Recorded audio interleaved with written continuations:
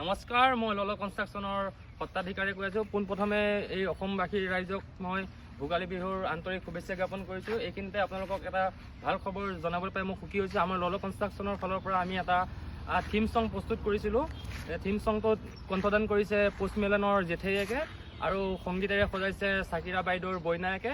আমি গীতটি আপোনালোকৰ মাজলৈ আজি আগবঢ়াই দিম। শুনি কেনেকুৱা পায় আপোনালোকে জনাব। ধন্যবাদ। আমি ললো, আমি ললো, আমি ললো construction.